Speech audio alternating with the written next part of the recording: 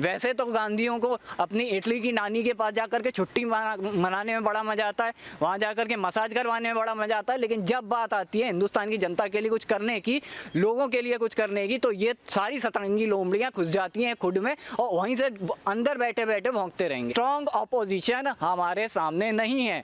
चाहे आप अखिलेश यादव को देख लीजिए, अखिलेश यादव भी राहुल गांधी हैं यूपी के, और बाकी के अगर हमारे यहाँ के मास्टर जी जाते हैं केजरीवाल साहब, तो मैं उनसे कहूँगा यूपी में ना गाड़ियाँ बहुत ज़्यादा पलट रही हैं। बीजेपी के अंदर कुछ मंत्रिमंडल ऐसे हैं जिन लोगों के अंदर असंतोष पैदा हो चुका है इस बात को लेकर के कि उनको तवज्जो नहीं दी जा रही है। तो आप खुद क्या काम कर रहे हैं जनता के लिए, पहले वो देखिए। आप जनता की सेवा करने के लिए पार्टी के अंदर आए हैं, अय्याशियाँ करने के लिए नहीं आए हैं। अगर आप सेवा नहीं करना जानते, पहली फुर्सत में सामने से रिजाइन करके पार्टी से बाहर निकल जाइए, आपकी कोई ज़रूरत नहीं है। अगर सख्ती से वो चल रहे हैं तो इन लोगों को तो उल्टा इनका साथ देना चाहिए कि हाँ, कोई पहला सीएम ऐसा आया है दमदार जो स्ट्रिक्टनेस केवल गुंडे बदमाशों के ऊपर ही नहीं बल्कि अपने खुद के मंत्रिमंडलों पे भी रख रहा है कि काम ढंग से करो। कहीं ना कहीं यूपी सरकार या योगी सरकार नाकाम रही है कोरोना को काबू करने में। जी नहीं, नाकाम नहीं रही है।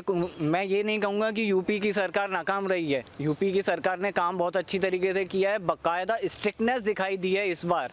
यूपी जैसे स्टेट के अंदर स्ट्रिक्टनेस दिखाई देना अपने आप में बहुत बड़ी बात है, क्योंकि यूपी का जो इतिहास रहा है वहाँ पे गुंडागर्दी की चरम सीमा आ रही है। लेकिन आज के टाइम में गुंडागर्दी बिल्कुल यूपी के अंदर से ख़त्म कर दी गई है। और जो कोरोना का हाल यूपी में हो सकता था, क्योंकि यूपी अपने आप में बहुत बड़ा स्टेट है, 22-23 करोड़ की आबादी है जिसके अंदर, उस पूरी आबादी को संभाल के रखना, उनको सब जगह से अनाज की भी फैसिलिटी प्रोवाइड करवाना, उसके अलावा उनका पूरा मेडिकल ट्रीटमेंट करवाना, लोगों की पूरी हिफाजत करना इस संक्रमण से, ये बहुत बड़ा चैलेंज था योगी आदित्यनाथ के सामने। विपक्ष तो बार बार सवाल उठा रहा है ना कि कोरोना में नाकाम रही है इसलिए दिल्ली आके मोदी जी से मांगी जा रही है।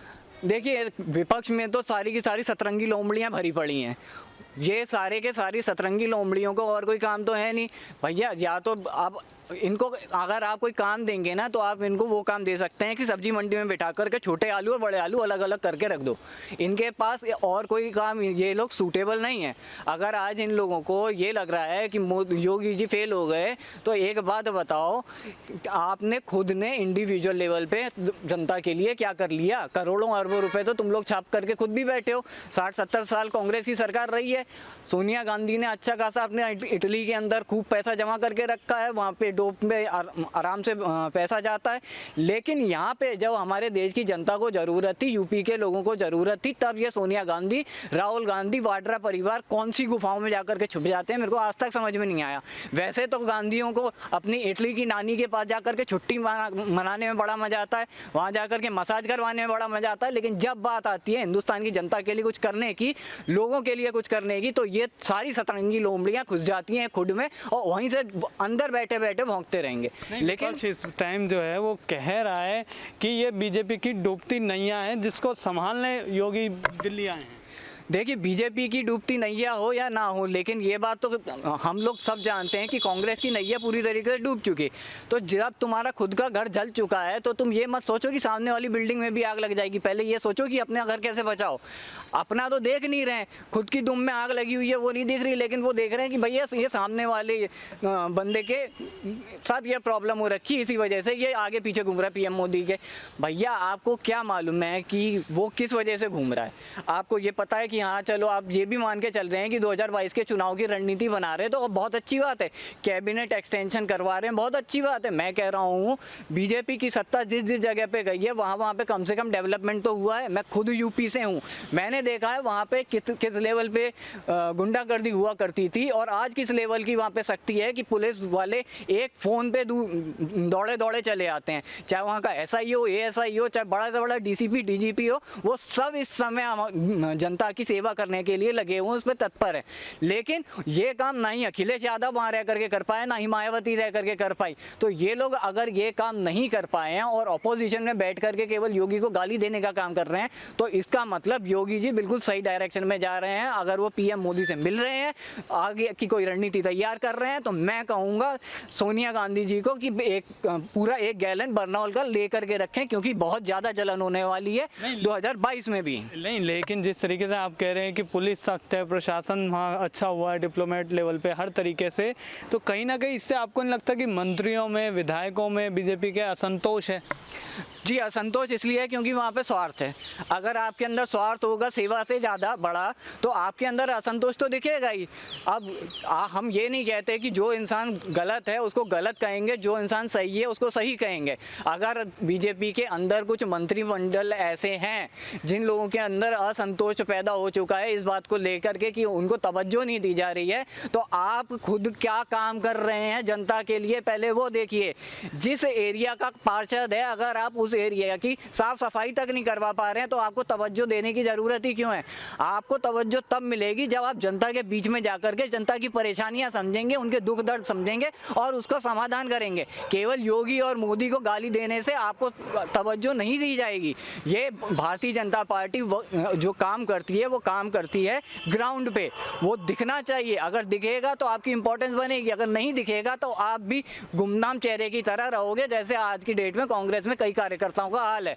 लेकिन पार्टी की सरकार भी तो इसी वजह से है ना कि वो पार्षद और वो विधायक हैं सत्ता में, उन्होंने जिताया अपनी विधानसभा से पार्टी को। बिल्कुल, इस चीज़ के लिए उन लोगों को शाबाशी भी दी जाती है, उन लोगों को फूल मालाएं भी पहनाई जाती हैं, उन लोगों को पार्टी ऑफिस में बुला करके सम्मानित भी किया जाता है। वो असंतोष क्यों नजर आ रहे हैं? वो असंतोष इसलिए नज़र आ रहा है क्योंकि इस समय योगी जी ने स्ट्रिक्टनेस का लेवल कर रखा है बहुत ज़्यादा सख्त। अगर सख्ती से वो चल रहे हैं तो इन लोगों को तो उल्टा इनका साथ देना चाहिए कि हाँ, कोई पहला सीएम ऐसा आया है दमदार जो स्ट्रिक्टनेस केवल गुंडे बदमाशों के ऊपर ही नहीं बल्कि अपने खुद के मंत्रिमंडलों पे भी रख रहा है कि काम ढंग से करो।